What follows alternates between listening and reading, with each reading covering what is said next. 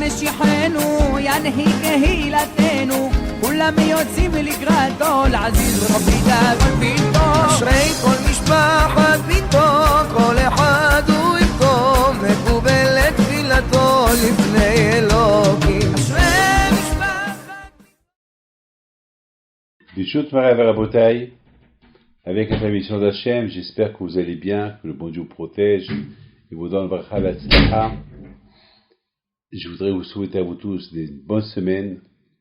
Alors, étant donné qu'on approche la Ilula de mon père Alav Shalom et la Ilula de Rabbi Haim Pinto, alors si Dieu veut, je vais vous raconter des histoires.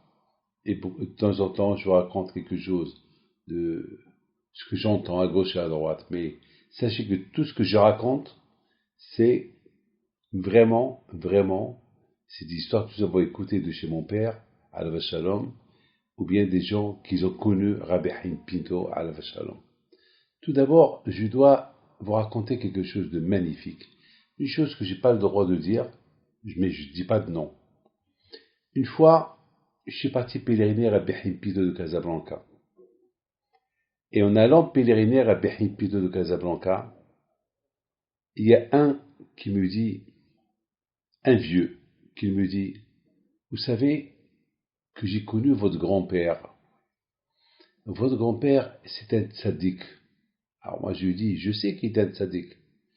Il me dit, mais vous savez que il était vieux.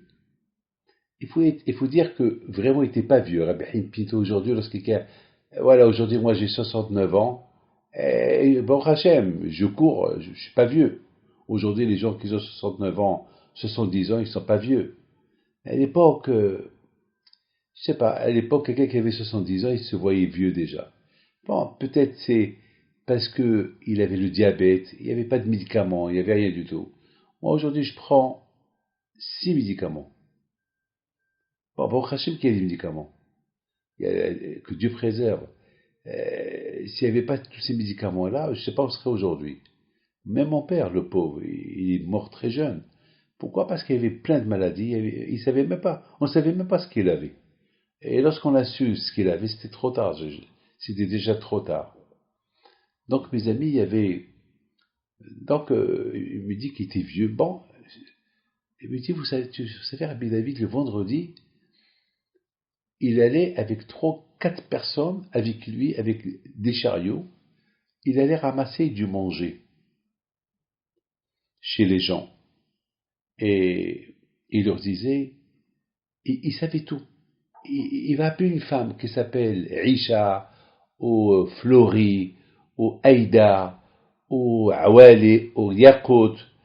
Il va lui dire, hé, Isha, tu as pétri 6 pains. Combien vous allez manger? Vous allez manger 4, tu vas jeter 2. Alors ces 2-là, tu me les donnes pour les pauvres, et il y aura la bracha dans ton pain.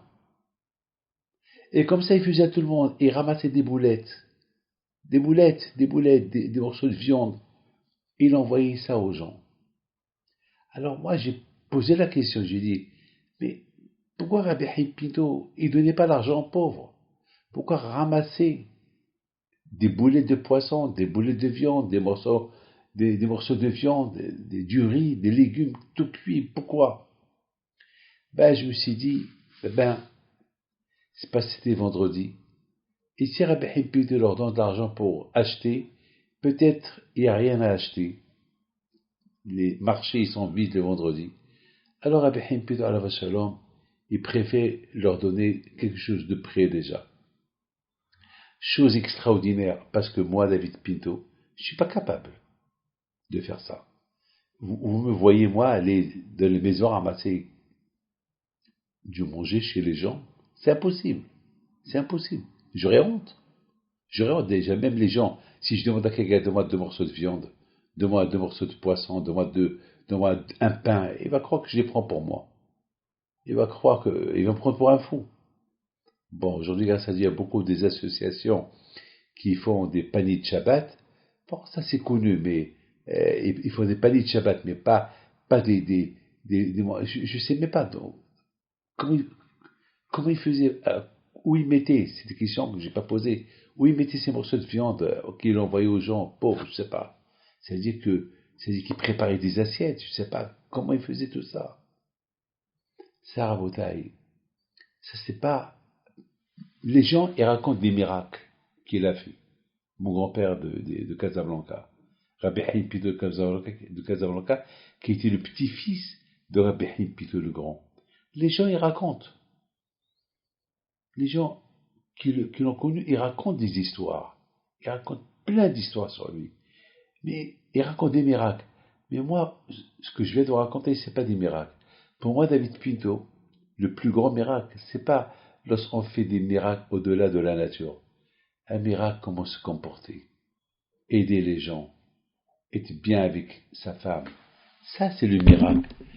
Un miracle, quelqu'un qui respecte sa femme, quelqu'un que sa femme elle énerve, et lui, il va être calme, il va pas la répondre. Ou la femme, ou le qui s'énerve, il va être calme. Pour moi, ça, c'est le miracle. Ça, c'est le miracle. Le miracle d'aider. Le vrai miracle, c'est comment se comporter avec la personne. Ça, c'est le miracle. C'est pas les miracles couper la mer ou bien une femme. Les miracles, on les connaît, on entend beaucoup des miracles. Mais les miracles qui sont naturels. Il y a les miracles surnaturels, il y a les miracles naturels. Et les miracles naturels, c'est être gentil, être bien, être souriant. Voilà, comme moi maintenant je vous souris. Que le bon Dieu vous protège, il vous donne la santé et la joie. Je vous adore. Que Dieu vous donne tout ce que vous désirez. Amen.